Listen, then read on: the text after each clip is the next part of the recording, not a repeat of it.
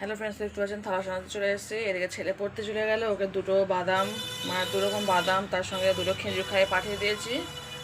তো আর কিছু করিনি, ওর যেহেতু স্কুল থেকে চলে আসে তাড়াতাড়ি বাড়িতে এসে ভাত খাবে, সেই কারণে এখন আর টিফিন করতে হচ্ছে না আমাকে। তো চলুন থালা সাজা মেরে নিই। আর থালা সাজা মাঝে মাঝে না দেখছি এখন লাইভ স্টোরি সুজিত সমাধির ভিডিও দেখছি। তো উনি বেলুড় মঠের শ্রী শ্রী ঠাকুরের প্রথম আবির্ভাব দিবস পালনের কাহিনী গল্প করছে। তো আমি শুনতে শুনতে থালা সাজা মেরে নিচ্ছি। তো থ্যাংক ইউ দিদি এত সুন্দর ভিডিও দেওয়ার জন্য। চলুন আপনার ভিডিও শুনছি আর এদিকে আমি থালা সাজা মেরে নিই। চলুন।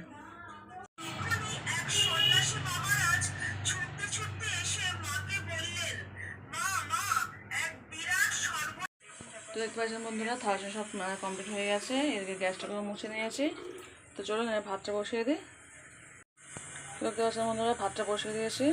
চলুন গ্যাসটা জ্বালিয়ে দিই। আর এখানে ভাতে আমি লাল আলু আর আলু দেবো, তো সেই কারণে ধুয়ে নিয়েছি।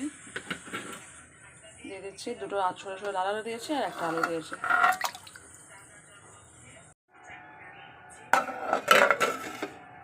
তো দেখতে পাচ্ছেন ভাতটা বসিয়ে দিয়েছি। তো চলুন, কালকে রাতেই বলেছিলাম ব্লগে যে ওর বাবা বাইরে করে নিয়ে সেখানে দেখাতে পারেনি। তো চলুন আজকে সকালে দেখিয়ে দিচ্ছি আর কী রান্না করবো সেটাও দেখাচ্ছি। চলুন।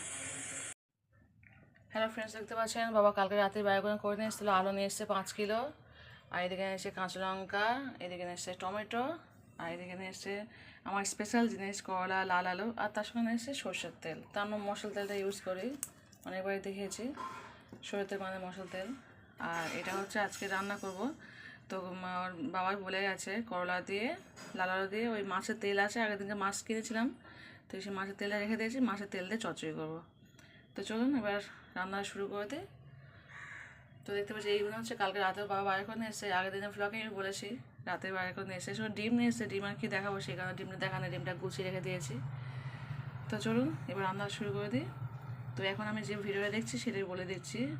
ব্লগ অফ গ্রিন হাউস থেকে দেখছি। আজকের উনি লিখেছেন আজকের প্রতিটা রান্নায় লোভনীয় ছিল মাশাআল্লাহ। সত্যি মাশাআল্লাহ আপু, আপনার প্রতি রান্নায় সত্যি সুন্দর হয়েছে। আমি এখনও পর্যন্ত যা দেখলাম সত্যিই লোভনীয় খুব রান্নাগুলো হয়েছে। তো চলুন ভিডিওটা এখন শেষ করে নিই, কন্টিনিউ চলছে এখন। তো চলুন এখন ভিডিওটা দেখছি আর তার সঙ্গে আমি আমার রান্নাগুলো শুরু করে দিই। চলুন। অতটুকু রান্না করলে আমার বাসায় হয় না, কারণ আমার মেয়ে আমরা সবাই হালিমটা অনেক বেশি পছন্দ করে খাই। তো প্রথমে আমি কি করেছি, মুগ ডাল, মশারি ডাল, পলার চাল এগুলো আমি খিচুড়ির মতো করে রান্না করে নিয়েছি। তো দেখতে পাচ্ছেন বন্ধুরা, সবটা আমি কুটে নিয়েছি, লাল আলু, করলা, আর এদিকে কাঁচা লঙ্কা নিয়েছি, পেঁয়াজ নিয়েছি। তো চলুন এবার রান্না শুরু করে দিই। তো এগুলো বাঁচতে বাঁচতে কোন ভিডিও দেখছি আমি আপনাদেরকে শেয়ার করছি। শেখ সাথী লাইফস্টাইল ফ্রান্স। তো উনি দীর্ঘকাল কলা রাখার পদ্ধতি, কীভাবে অনেকদিন কলা থাকবে সেই পদ্ধতি আমাদের শেখাচ্ছেন। তো আমিও দেখলাম বেশ কলাটা কি সুন্দর ঝুলিয়ে রেখে দিল। সত্যি আপু থ্যাংক ইউ এত সুন্দর পদ্ধতি জানানোর জন্য। তো কলাটা ঝুলিয়ে রাখলে অনেক ভালো থাকে। আর আতা, কাঁচা আতা কীভাবে চালের মধ্যে রেখে মানে পেকে যাচ্ছে, যে কোনো উনি বললেন যে কোনো ফল যদি কাঁচা থাকে সেটা চালের মধ্যে রেখে নাকি রাখলে পেকে যায়। তো এটাও থ্যাংক ইউ, সুন্দর একটা প্রসেস আমরা জানলাম, খুবই ভালো লাগলো। মানে আমাদের অনেক সময় ফল কাঁচা থাকে, সেটা চালের মধ্যে রাখলে পেকে যাবে। তো চলুন উনি এখন রান্না করছে, আমি ভিডিওটা দেখছি। তো রান্না ভিডিও দেখতে তো আমিও রান্না শুরু করে দিচ্ছি। দিয়ে দেবো। আর এখানে মাছগুলো আমি ভেজে রেখেছিলাম।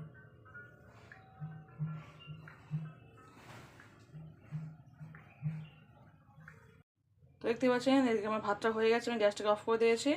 আর এদিকে আমি কড়া বসিয়ে দিয়েছি। তো চলুন কীভাবে লাল আলু দিয়ে করলা আমি ভাজা করবো দেখাচ্ছি, মাছ চচ্চড়ি করবো। তো আমি এটা ভাজতে পারছি না, আমি দেখছি শেখ স্টুডিও আপুর ভিডিও। তো উনিও উচ্ছে চপ তৈরি করছে, পকোড়া তৈরি করছে। তো চলুন আমি লাল আলু দিয়ে করলা দিয়ে উচ্ছে দিয়ে তারপর মাছের তেল দিয়ে চচ্চড়ি করতে করতে শেখ স্টুডিও আপুর আমার পকোড়া ভাজা দেখে নিচ্ছি। তো চলুন ভিডিও দেখে নিচ্ছি আর এদিকে আমি রান্নাটাও শুরু করে দিচ্ছি। আপনাকে কিন্তু উস্তের সমস্ত বীজই একদম ফেলে দিতে হবে। তো দেখে নিন আমি উস্তেগুলো দিয়ে রান্না করে খাই, একই রকম ভাবে খাই বলে কিন্তু আমাদের কাছে তেমন একটা ভালো লাগে না। করে তৈরি করবো, এজন্য এখানে কিছুটা শুকনো মরিচের গুঁড়াও অ্যাড করে দিচ্ছি, আর দিব স্বাদ মতো লবণ। আমি পাকোড়া বা চপে কিন্তু ঝালটা বেশি খেতে পছন্দ করি, সেজন্য ঝালের পরিমাণ।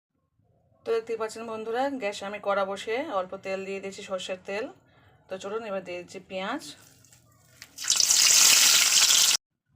তো চলুন ওদিকে আমি রান্না বসিয়ে দিয়েছি, এদিকে অফ টাইমে কী করবো বলে সেই সময়টা আমি এই লঙ্কা বোটাগুলো ছাড়িয়ে রাখলে না ফ্রিজের মধ্যে রাখলে অনেক দিন তাহলে লঙ্কাগুলো ভালো থাকে। তো এই অফ টাইমটা আমি একটু লঙ্কাগুলো ছাড়িয়ে নিই। চলো অনেকগুলো লঙ্কা তো বেশ অনেক দিনটাই হবে, সেই কারণে একটু ছাড়িয়ে রাখলে খেয়ে ভালো থাকে। আমি ছাড়িয়ে রেখে দিই, সবসময় তো ক্যামেরা করতে পারি না, তো আজকে ভাবলাম একটু সময় আছে, একটু 30 মিনিট মতো হাতে সময় আছে এখনও, তো সেই কারণে ভাবলাম ছাড়িয়ে নিই একটু। চলুন তো লঙ্কা ছাড়ার সাথে আমি যে ভিডিওটা দেখছি সেটা আপনার সঙ্গে একটু শেয়ার করছি। তো টুম্পা মুখার্জি দিদির আমি ভিডিও দেখছি, উনি পুরীতে বেড়াতে গেছেন, তো পুরীর স্বর্গ দুয়ার মহাশ্মশান, তো উনি সেই ভিডিওটা ছেড়েছেন আমি দেখছি। থ্যাংক ইউ টুম্পা মুখার্জি দিদি, কথা বলছি, থ্যাংক ইউ টুম্পাদি এত সুন্দর ভিডিও শেয়ার করার জন্য।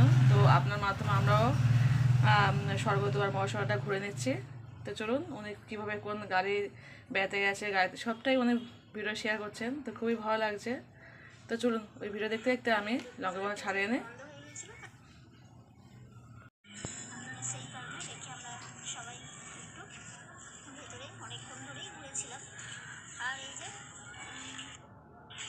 চলো এখানকার মন্দিরটি তোমাদের বাইরে। তো দেখতেই পাচ্ছেন আমার লঙ্কা সংরক্ষণ করা হয়ে গেছে, মানে লঙ্কা পাত্রে রেখে দিয়েছি, এটা পুরো ভরে গেছে, দেখতে পাচ্ছেন পুরো ভর্তি হয়ে গেছে। আর তার সঙ্গে কি সুন্দর দেখতে লাগছে না লঙ্কা, আমার লঙ্কা দেখলে তো খেতে ইচ্ছে করে খুব, আমি কাঁচা লঙ্কা খেতে খুব ভালোবাসি। তো যাই চলুন এটার মধ্যে ভরে নিয়েছি, আর এখন লঙ্কা আছে সেই কারণে প্লাস্টিকের মধ্যে কিছু রেখে দিয়েছি, এগুলো রান্না করবো সবসময়। আর এগুলো না ভাঙা ভাঙা যে লঙ্কা থাকে সেগুলো একটু আলাদা করে নিয়েছি, এগুলো মধ্যে আজকালের মধ্যে খেয়ে নেবো, যখন রান্না করবো বা ডিম ভাজা ভাজা করবো তখন খেয়ে নেবো।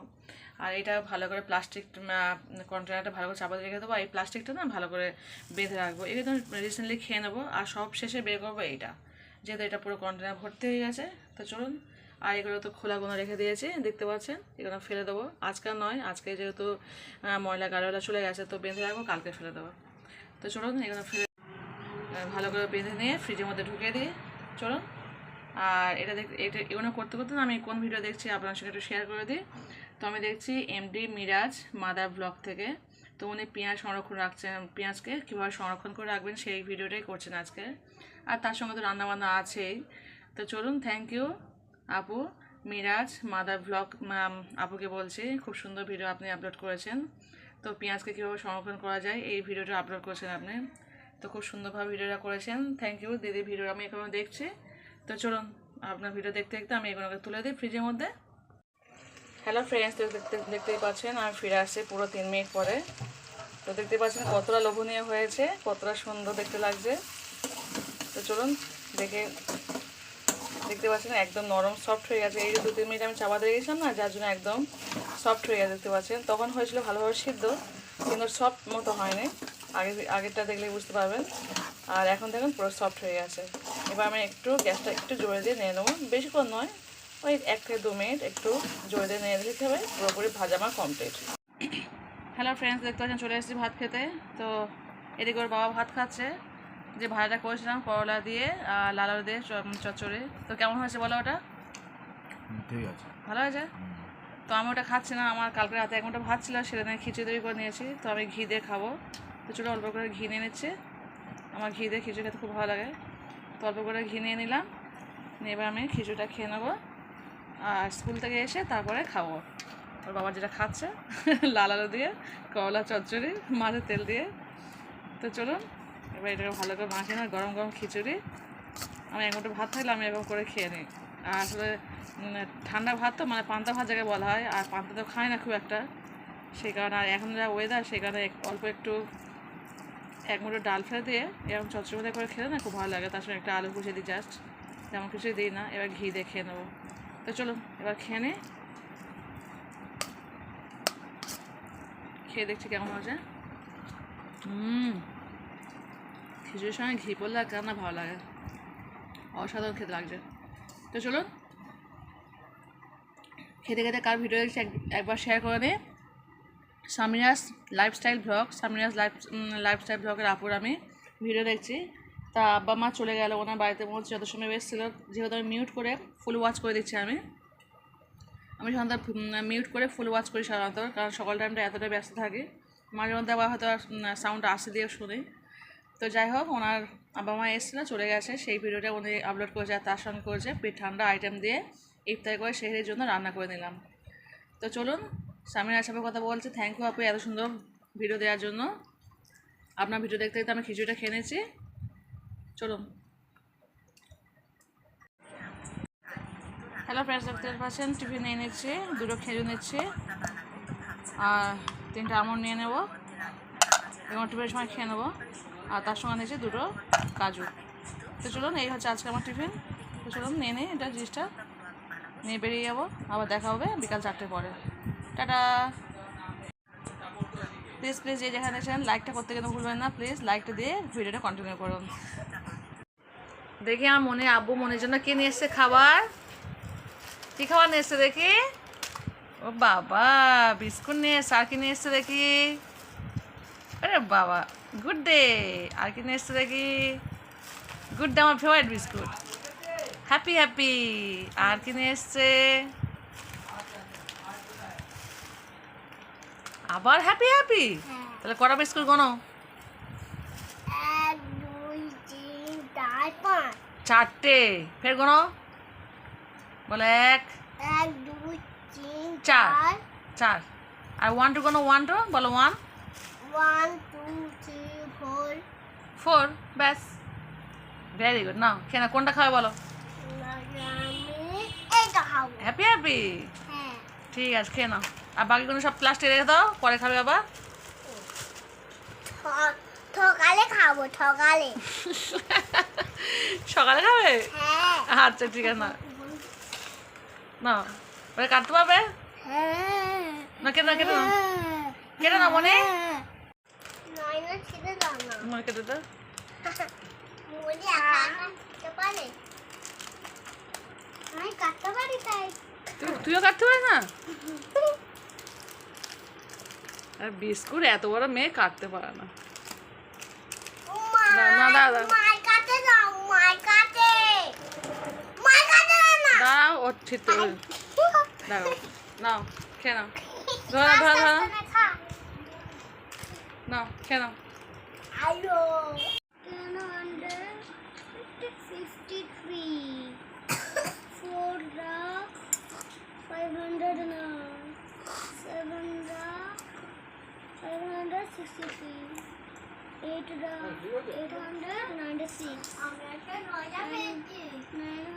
9 the 563 1 the বস না। বসো। লঙ্কা খাবে। লঙ্কা খাবে। লঙ্কা কি লঙ্কা খাবে।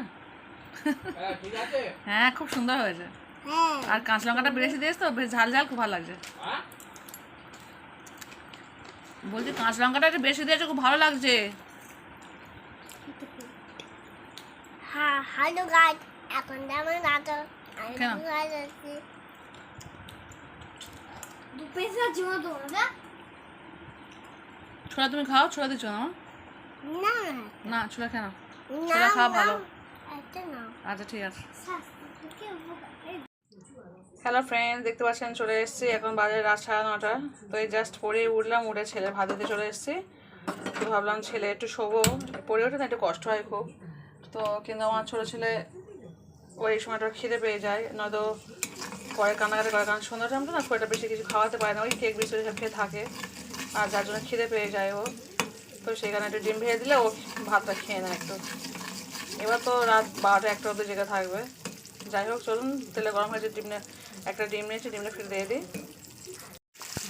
দেখতে পাচ্ছেন ডিমটা দিয়ে দিয়েছে। এইদিকে দেখুন কী অবস্থা হয়েছে। আমি পড়াচ্ছিলাম তো, আমার ছেলে সেই সময় স্কুল থেকে এসছে, তো ভাত খাবে। আজকে দেখেছেন তো আমি শুধু করলা আর লাল আলু মাছের তেলে ভাজা করেছি, আর ওরা দুই ভাই দুটো ডিম পোস্ট করে ভাত খেয়ে নেবে, সেই কারণে কিছু করিনি।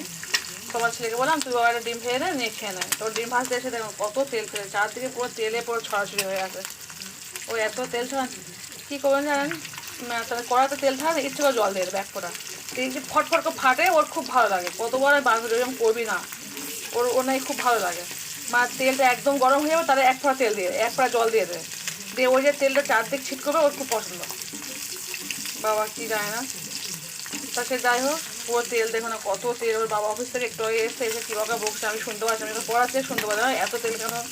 এত তেল বাবা এইসব তেল তো অপচয় একদম সহ্য করে না, পছন্দ করে না। আমি তো বকুনি খাই, তার সঙ্গে ছেলেগুলো এখন বকুনি খাচ্ছে।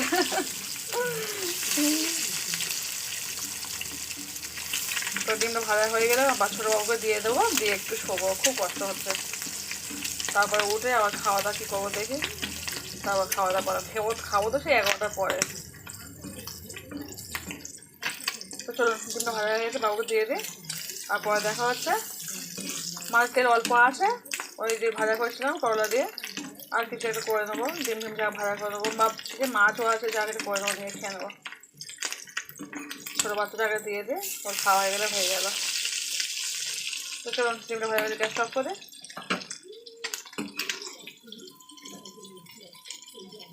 ভাতে আলু দিয়েছিলাম, আমি আলু একটু লবণ দিয়ে একটু মাখিয়ে দেবো, দিয়ে আর এই ডিম দেবো, খেয়ে নেবে বাচ্চা। তো চলুন।